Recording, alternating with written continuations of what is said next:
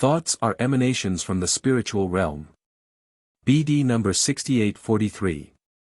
June 1, 1957, no one knows his own destiny and no one is able to determine it, but everyone knows that he won't stay on earth forever and that he can be called away even on the next day, that he can also be surprised by strokes of destiny which he is unable to avert. But only a few people make use of this certain knowledge by working towards the life which follows afterwards, towards life in the spiritual kingdom which lasts forever. And the rest don't make use of it because they are not convinced of life after death. It is, however, also impossible to provide them with proof of this because it would render the whole of earthly life useless, as its purpose concerns a completely free decision of will, but proof would already result in a coercion of will.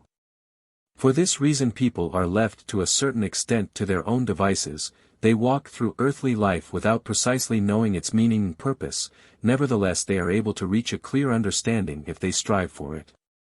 For people are able to think. For the duration of their earthly life they received a gift, the capacity to think, thus also the intellect to process thoughts and to verify their truth, for people can have right as well as incorrect thoughts. This is proof of the fact that they receive thoughts from two sides but that the choice of thoughts is left up to them. Thus, thought itself is not a product generated by the person himself and emanated outward but it first flows to him as strength from the spiritual kingdom. However, you ought to know that thinking will not stop with your body's death but that this demonstrates to the self-aware soul its bond with God, insofar as that, in the state of perfection, it will receive his spiritual illumination in the form of thoughts. In contrast, in the imperfect state God's adversary gains influence over the self-aware being, regardless of whether it still lives on earth or it is in the realm of the beyond. Hence thinking does not stop, it can merely be confused or entirely wrong if the soul's degree of maturity is low and therefore God's adversary has a greater influence than God himself, who will never forcibly impose himself but wait until the being submits itself to him. Thoughts are thus something spiritual, more or less corresponding to truth but always contributions from the spiritual realm, which can therefore also be classed as forces, once again, with good or evil consequences, depending on their origin. Anyone who does not believe in the continuation of life is satisfied with the explanation that thought originates in the human being himself.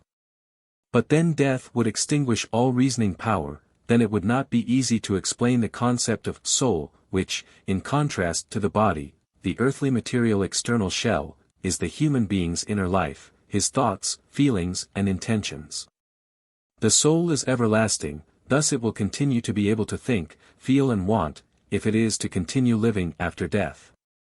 Something that is alive, self-aware, has to be able to show these characteristics that it can think, feel and want.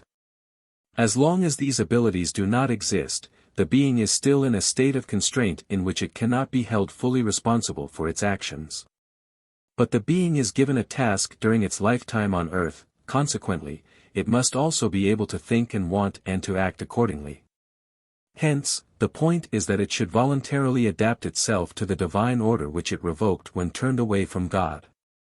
Since its apostasy from God resulted in its descent into darkness, i.e. into complete lack of realization, it must now, in order to make a free decision of will, be introduced again to knowledge which flows to it from the spiritual kingdom and which can be accepted but also rejected again by the human being.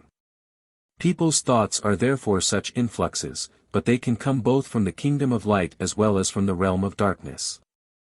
The human being himself is equipped with the gift of intellect in order to be able to deal with the thoughts flowing to him. But sharpness of intellect is not so crucial as a heart willing to love in order to be receptive to thought waves from the kingdom of light.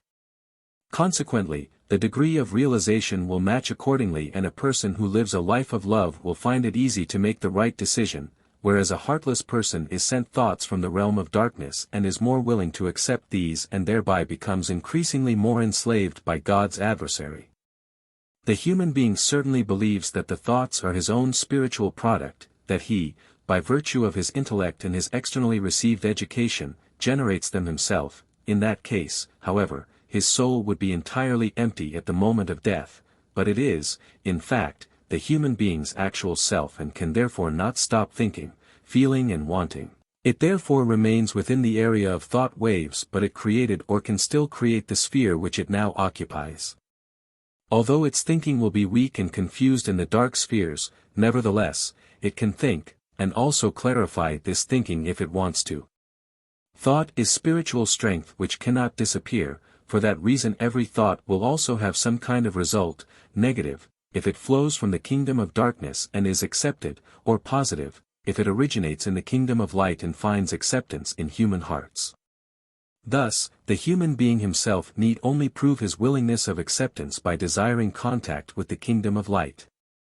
This is why no person will ever allow good thoughts to arise in himself if he is totally captivated by the adversary, because he does not produce the thoughts himself but they flow to him like waves. He must allow them to surround him if they are to have a beneficial effect on him, if they are to impart the knowledge to him which helps him to make the right decision. For this is every individual person's only goal in life, on account of which he was allowed to embody himself on earth. Amen.